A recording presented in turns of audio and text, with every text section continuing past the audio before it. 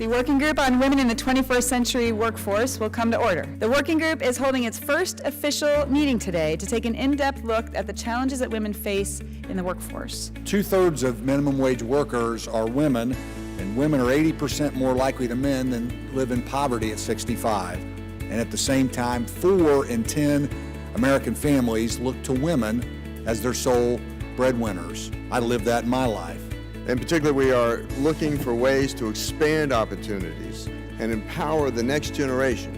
As conservatives, we should champion opportunity for women in the workplace. Research points out that women are 3 times more likely than men to say that they've missed out on an assignment or promotion or raise due to gender. We have low-income women and children at risk for homelessness and homeless and living in inadequate housing from one shore to another. I'm the person who grew up in a family where I was told I could be anything I wanted to be, and there were no restrictions on me as a girl. And it wasn't until I joined the military that I discovered that that was not true. That it was actually against the law for me to be a fighter pilot simply because I had ovaries. And I decided for that very reason that I was going to be a fighter pilot in order to prove them wrong. You know, I look at my mom's generation versus my generation, and there are clearly more economic opportunities for young women of today than there were for a generation ago. I started a Young Women's Leadership Program to put women in leadership positions in front of young girls in junior high and high school so they can start seeing and hearing the stories.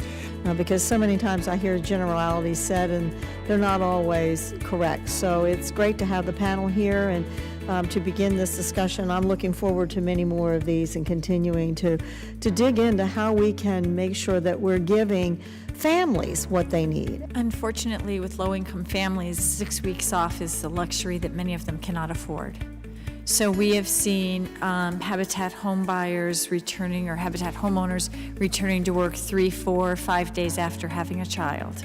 America is about treating people as individuals and giving every individual, men and women, the opportunity to meet their full potential. And that's really what the vision is here, to look at each person as an individual and to make sure that they are able to have the same opportunity as anybody else.